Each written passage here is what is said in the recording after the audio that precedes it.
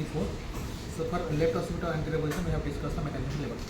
So now we can deliver any fetal position, that is the left occipital transverse or right occipital anterior or right occipital transverse.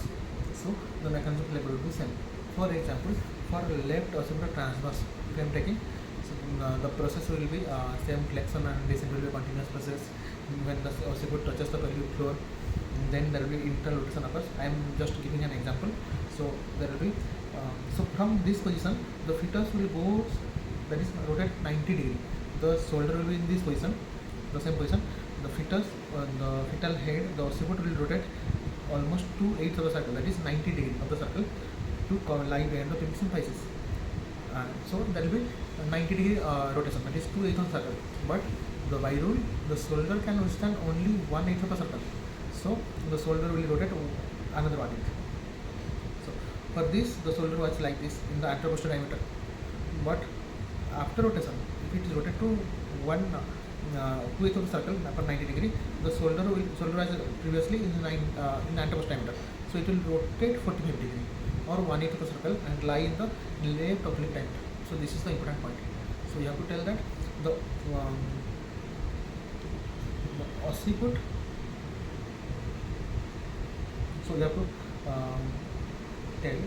So the occiput was like this before, and the shoulder was in anteroposterior diameter. So it was like this. Now the occiput rotates 2/8 of the circle, that is 90 degree. So and the shoulder will rotate. The occiput rotate 90 degree, and the shoulder will rotate 1/8 of the circle. But because the shoulder can withstand only 1/8 of the torsion. Then deliver the head by extension. Then restitution will occur 1/8 of the circle to maintain detorsion of the by the shoulder. Then the shoulder has to also come to the anteroposterior position, that is internal rotation of the shoulder occurs, so that this is expressed as external rotation of the fetal head outside. So restitution 1/8 of the circle and external rotation another 1/8, that is 1/8 of the circle. So the fetus face towards the maternal thigh, opposite thigh, and then there will be the anteroposterior hinges on the pelvic symphysis. Posterior shoulder slips out first, followed by anteroposterior delivery, and the whole baby delivers by lactation, from delivers by lactation. Okay, so this is the mechanism of labor. Same goes for the right occipital transverse and right occipital anterior also. Now we will discuss about the occipito posterior positions. So for occipito posterior positions, the fetus will be like this. So this is the right occipito posterior position. So right occipito posterior position means, so this is the right side of the maternal thigh, and occiput is on the right side and towards the posterior. That's the posterior. So this is right occipito posterior, and this will be the left occipito posterior, and this is the occipito posterior position. Okay, so we'll take an example of a right occipito posterior. For a right occipito posterior position, the engaging diameter will be normally, the anteroposterior diameter will be normally, it is sub-occipito frontal, and for maternal pelvis it will be the right oblique diameter. Okay, so normally the occipito posterior position occurs in case of deflexed head, deflexed or incomplete. There is no complete flexion of the head. There is either deflexed or incomplete flexion of the head. So the diameter will be sub-occipito frontal or occipito frontal. That is 10.5 and 10 centimeter or 11.5 centimeter. Okay. Suppose there are three conditions in case of complete flexion.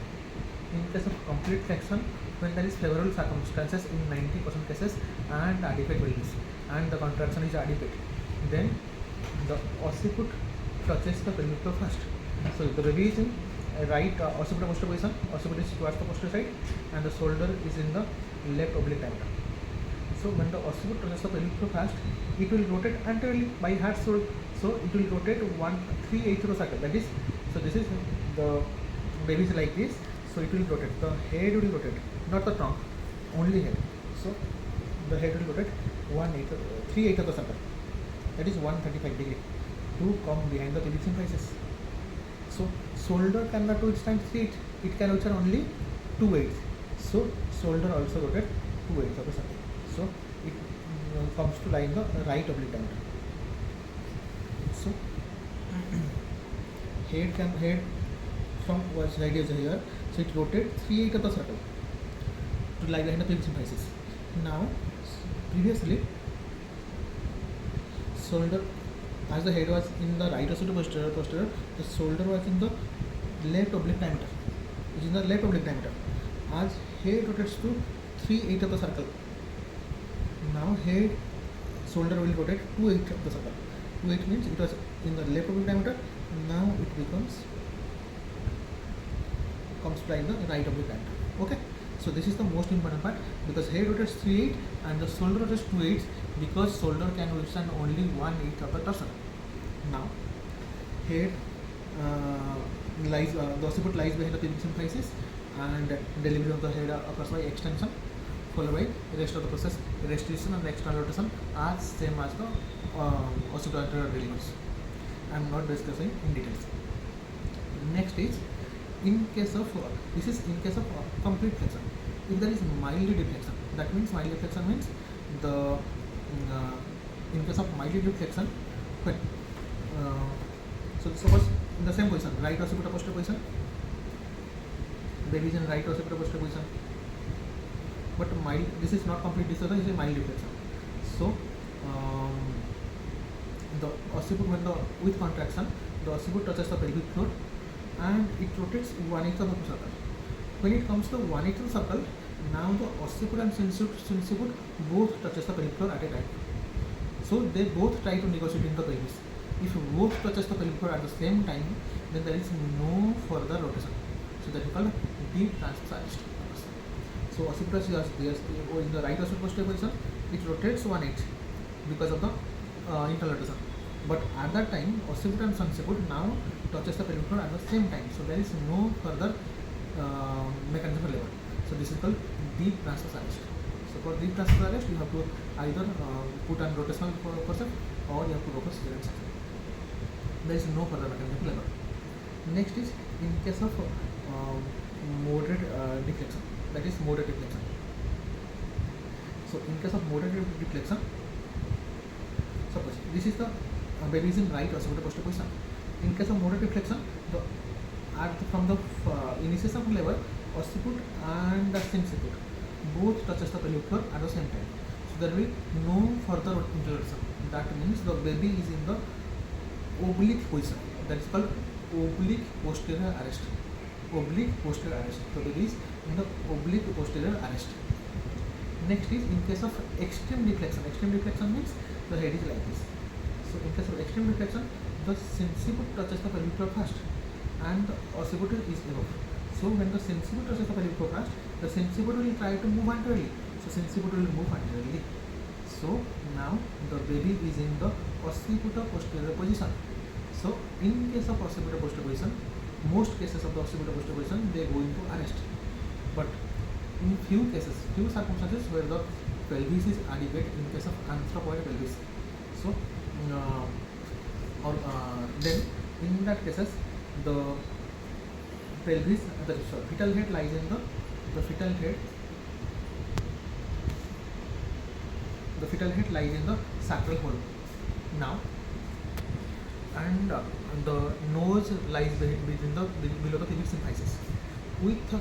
Because of the with gradual contraction, with the increase in contraction, when the contraction is adequate, then the delivery of the head occurs by flexion. This is for face to pelvis delivery. When there is adequate contraction, pelvis is adequate, in few circumstances only, the nose lies below the pelvic symphysis, hinges in the pelvic symphysis, and the delivery of the head occurs by flexion. By first is bregma, then first is sinciput, bregma, vertex, and occiput comes like this. That is flexion. Then delivery of the head, delivery of the face occurs by extension. So there are two mechanisms. One is first the bregma, sinciput, bregma, and occiput delivers by flexion, followed by face delivers by extension. The face delivers by extension. Then rest mechanisms as before in the occipital. Then there will be restriction and external rotation of the head occurs. So this is face to previous delivery. This is most commonly asked in exams, practical exams. So you have to be, you have to show how face to previous delivery goes.